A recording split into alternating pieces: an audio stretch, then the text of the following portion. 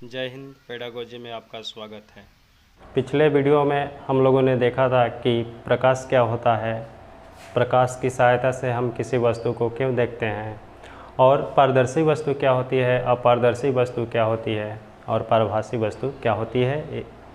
इन वस्तुओं के बारे में हम लोगों ने पिछले वीडियो में जाना था। अगर आप लोग उस वीडियो को नहीं देखे हैं तो वीडियो का लिंक डिस्क्रिप्शन में दिया हुआ है, वहाँ से पहले जाकर उन वीडियो को देखें, उसके बाद ही इस वीडियो को देखिए ताकि बेहतर समझ हो। तो पिछले वीडियो में हम लोगों ने जाना था प्रकाश क्या होता है, और आज हम लोग जानेंगे कि परावर्तन क्या होता है। तो देखिए, परावर्तन का मतलब होता है लौटना। परावर्तन का मतलब होता है लौटना। मान लेते हैं कि यह हमारा कोई सतह है, तो सतह है और ये सतह हमारा कैसा होना चाहिए, अपारदर्शी सतह होना चाहिए। ये हमारा सतह कैसा है,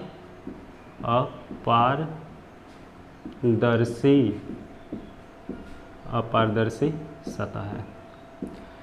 तो जैसे इस अपारदर्शी सतह पे किसी बिंदु स्रोत से, मान लेते हैं कि यह हमारा बिंदु स्रोत है और यहाँ से प्रकाश की किरण इस परावर्तक सतह पे पड़ रही है। तो जब इस सतह पर टकराएगी, इस सतह के किसी बिंदु पर टकराएगी, तो ये प्रकाश की किरण यहाँ से लौट जाएगी, प्रकाश की किरण लौट जाएगी, और यही घटना जो होती है प्रकाश का परावर्तन कहते हैं। तो अब हम लोग लिख लेते हैं इसका परिभाषा कि प्रकाश का परावर्तन क्या होता है। तो प्रकाश का परावर्तन के लिए हमें सतह कैसा चाहिए, अपारदर्शी सतह चाहिए। किसी बिंदु स्रोत से आ रही प्रकाश किरणें जब इस परावर्तक सतह के किसी भी बिंदु पर टकराएगी तो लौट जाएगी, और प्रकाश के लौटने की इसी घटना को हम लोग प्रकाश का परावर्तन कहते हैं। तो अब हम लोग इसका परिभाषा जान लेते हैं कि परिभाषा कैसे देंगे।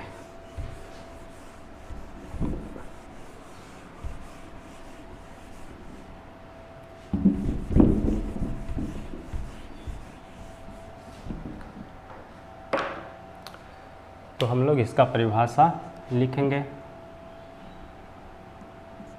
प्रकाश का परावर्तन।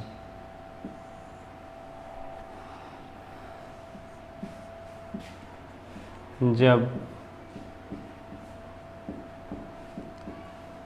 किसी बिंदु स्रोत से आती हुई प्रकाश की किरणें किसी परावर्तक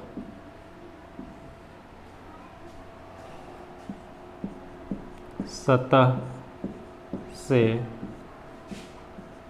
टकराकर लौट जाती है तो प्रकाश के लौटने की इसी घटना को प्रकाश का परावर्तन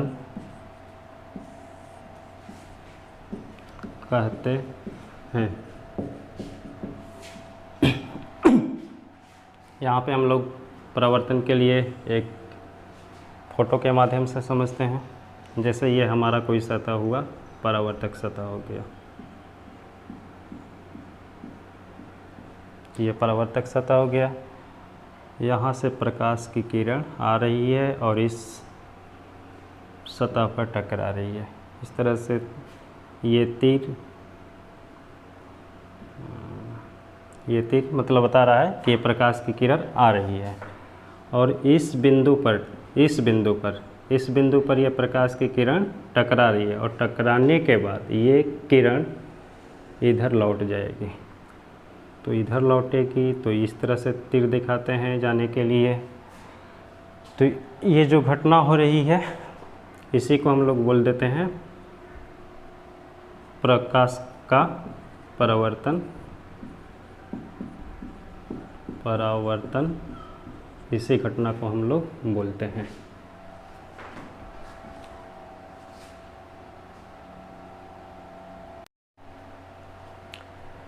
तो हम लोग परावर्तन जान गए कि प्रकाश का परावर्तन क्या होता है।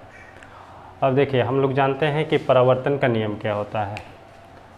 परावर्तन का नियम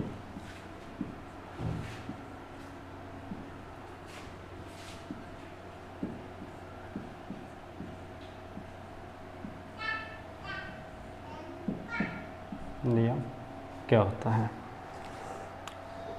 तो प्रकाश की जो किरण है किसी भी सतह पर पड़ती है और वो सतह परावर्तक अगर है तो उस सतह पर पड़कर लौट जाती है।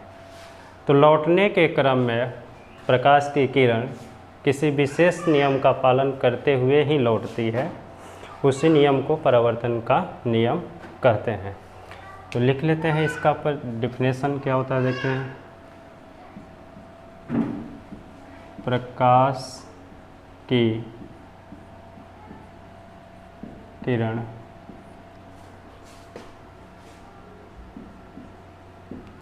किसी सतह किसी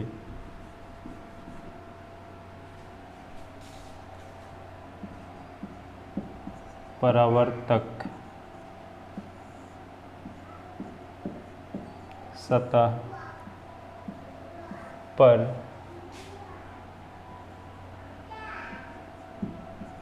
पड़कर जिस नियम का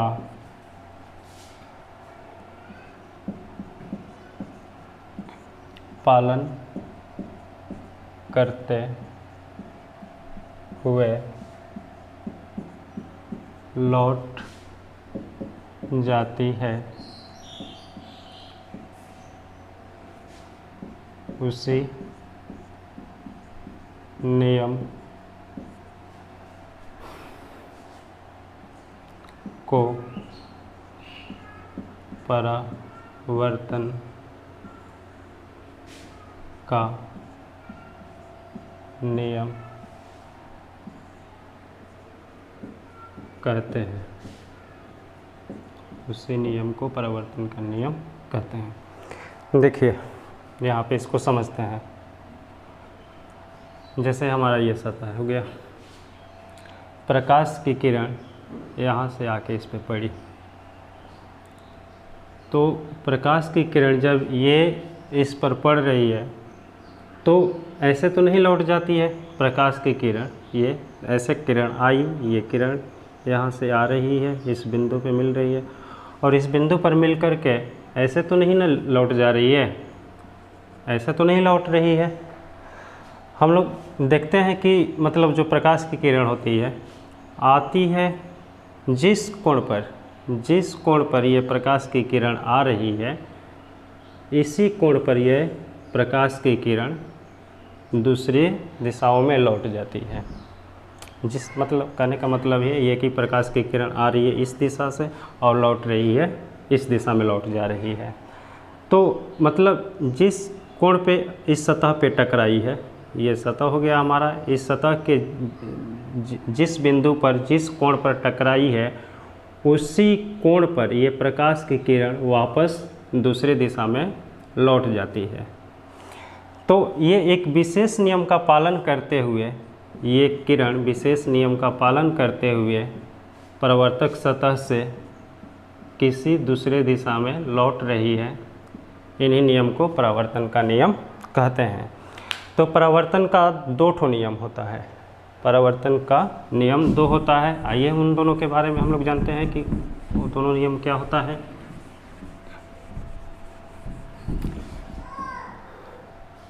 नियम होता है तो देखते हैं वो कौन कौन से दो नियम होते हैं। परावर्तन के दो नियम होते हैं।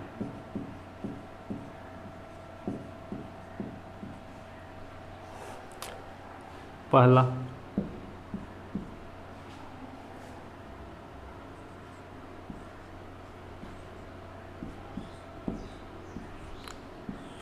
आपतित किरण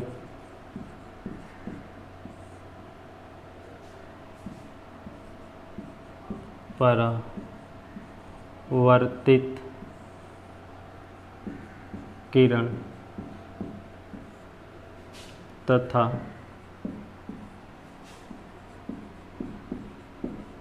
आपतन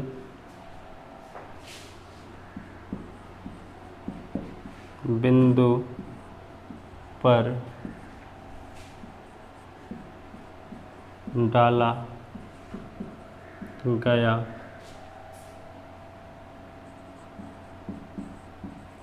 अभिलंब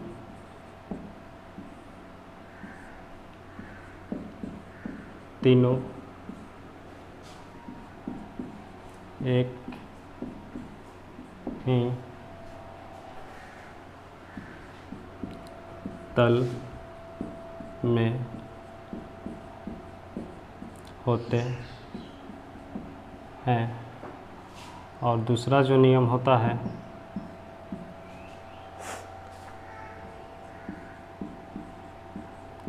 आपतन कोण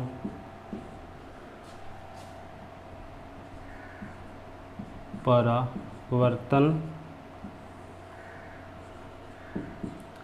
कोण के बराबर होता है, बराबर होता है।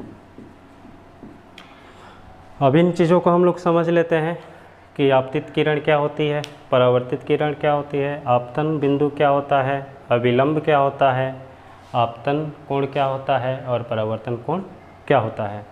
क्योंकि यहाँ पे नियम में तो ये कह रहा है ना कि आपतित किरण, परावर्तित किरण तथा आपतन बिंदु पर डाला गया अभिलंब एक ही तल में होते हैं, और दूसरा नियम ये कह रहा है कि आपतन कोण परावर्तन कोण के बराबर होता है। चलिए हम लोग समझते हैं उन बिंदुओं को। ये हमारा सतह है, परावर्तक सतह।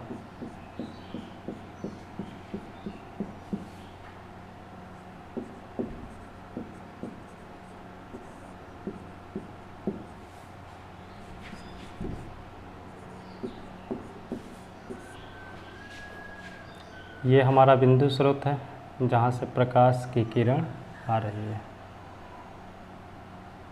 तो देखिए आने वाली जो किरण होती है, आने वाली जो किरण होती है इसी को हम लोग आपतित किरण बोलते हैं।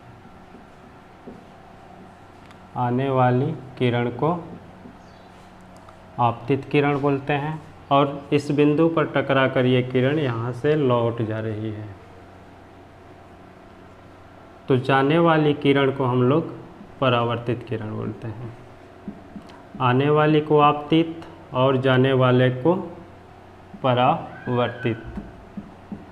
तो ये परावर्तित किरण हो गई। और हमारा ये जो होता है ये अभिलंब होता है।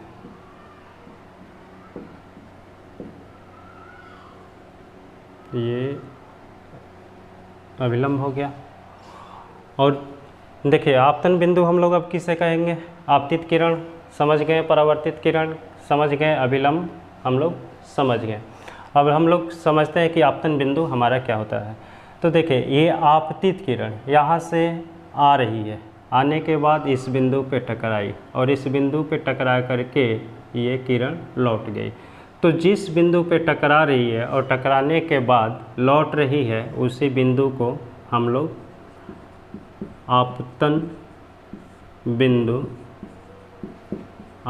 बिंदु बोलते हैं। अब हम लोग जानेंगे कि आपतन कोण क्या होता है और परावर्तन कोण क्या होता है।